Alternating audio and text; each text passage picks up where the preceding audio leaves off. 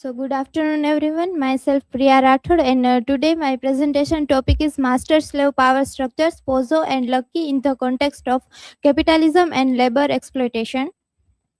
These are my academic details and presentation details. This is table of contents. So my research question is: does the Pozzo-Lucky relationship in Waiting for Godot function as a sustained allegory for capitalist exploitation, or does Beckett's existentialist frame reduction to political economy? This study hypothesizes that in Waiting for Godot, Pozzo and Lucky symbolize the capitalist owner and the exploited laborer, illustrating a Marxist power relation between capital and labor. Pozzo's domination reflects the commodification of labor, while the Act 2 reversal exposes the instability of this hierarchy. The rope and the cyclical immobility symbolizes the workers' structural entrapment within the capitalist systems of exploitation.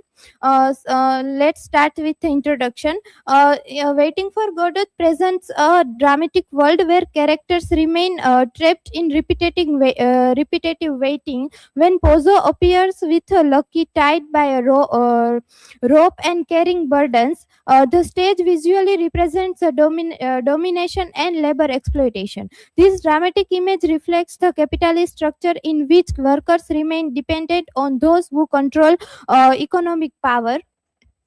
Mastery, labor, and control, the Pozzo and Lucky dynamic. Uh, Pozzo's commands and physical control over Lucky demonstrate the hierarchical labor relation between master and worker. The rope around Lucky's neck symbolizes economic dependence. Here, directs Lucky's movements and even his intellectual activity, such as ordering him to think. These actions illustrate how capitalism controls both physical and intellectual labor. This table represents two opposing social positions, master and slave. Pozzo is a landowner who commands and controls, while Lucky is the laborer whose identity is defined by service. Even when Pozzo become blind in Act 2, the structure remains unchanged, and this represents that capitalist power relation persists beyond the individual circumstances. The commodification of labor in Pozzo's ownership of Lucky. In Marxist theory, commodification occurs when a labor become a product to be controlled or sold. Lucky's labor, including carrying burdens, dancing, and thinking, belongs to Pozzo. Pozzo even considers selling him at the fair, treating him as a property. This shows how capitalism reduces workers to commodifies valued only for productivity. The fragility of authority and the durability of structural power in Waiting for Godot. Although Pozzo appears powerful, his authority depends entirely on Lucky's labor. In Act 2, we can find the Pozzo become blind and Lucky becomes mute, helpless, and Pozzo becomes helpless, revealing the fragile nature of individual authority. However, the power structures remain intact. This shows that systems of domination often continue even when individual within them weaken or change. Existential entrapment and the structural impossibility of exist. The play represents a world where escape seems impossible. Vladimir and Estragon cannot leave because they are waiting for Godot, while Loki cannot escape because he is tied by the rope. This immobility symbolizes the structural entrapment of individuals within the economic and existential systems. Dramatic form as a political structure, cyclicality of and constraint in Waiting for Godot.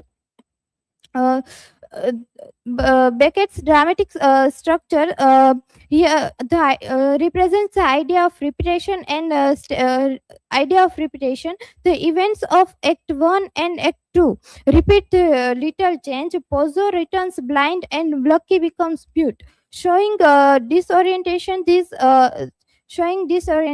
This cyclical form reflects. Uh, the continuous cycle of capitalist exploitation where conditions may worsen but the underlying systems persist. The limits of Marxist interpretation in Beckett's Waiting for Godot. Although Marxist analysis explains many aspects of the play, Beckett himself resisted the purely political interpretation. The play's absurd humor, fragmented structures, and language, existential themes complicate a strictly economic reading. Characters like Vladimir and Estragon are not a part of labor relations. This suggests the play also addresses broader human existence. Beyond class analysis, the theological and existential dimensions in Waiting for Godot. Uh, Beyond the class struggle, the play also explores the theological and existential question. Godot may symbolize divine authority of spiritual meaning rather than economic power. The characters lack revolutionary consciousness and cannot image change. That emphasize the existential condition of uncertainty and dependence. Capitalist labor relations in Waiting for Godot, structural progress of exploitation. In Waiting for Godot, the relationship between Pozzo and Lucky represents a structural progress of capitalist exploitation. Labor exists through the workers' efforts. Ownership is asserted by the master. Labor is extracted through the commands, and the benefits are consumed by the owner. Eventually, the worker becomes exhausted, symbolizing the destructive effects of continuous exploitation. Uh, the analysis confirms that Beckett's play can be interpreted as a critique of capitalist power relations. Pozzo treats Lucky as a commodity that can be controlled or sold. Even when Pozzo becomes dependent in Act Two, the hierarchy continues that demonstrates exploitation is not accidental but embedded within the social structures. Modern relevance, Pozzo, Lucky, and the contemporary world of labor. The Pozzo-Lucky relationship remains relevant today. Modern gig economy workers often experience similar dependence or cooperations that control tools, movement, and wages. The play anticipates contemporary debates about labor rights, algorithmic control, and economic precarity, showing how the capitalist system continue to shape modern working conditions. In conclusion, the relationship between Pozzo and Lucky reveals how Beckett's absurdist drama also represent Marxist themes of power and exploitation. The rope, commands, and physical burden symbolizes the capitalist domination. Through repetition and disorientation, the play exposes the persistence of structural inequality and the enduring reality of labor exploitation. These are my learning outcomes. These are references, and thank you so much. Now, questions are welcome.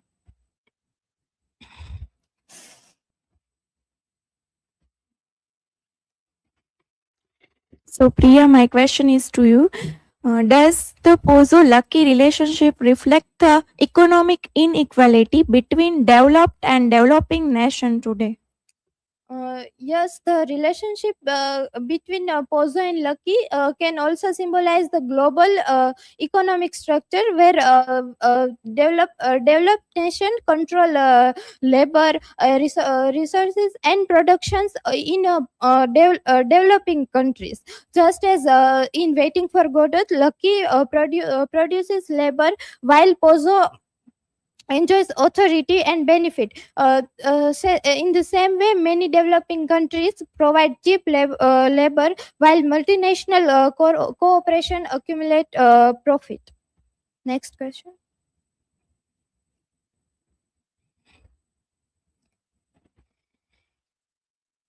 So, Priya, I want to ask that could Pozzo's control over Lucky be compared to digital surveillance in modern workplaces? Yes, Pozzo's rope functions as a visible mechanism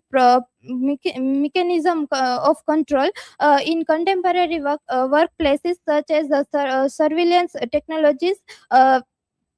Such as productivity software, as well as GPS tracking, serve as similar functions. Workers are monitored continuously. This act represents control in capitalism, has evolved from physical domination to technological surveillance. Thank you. This is from my side.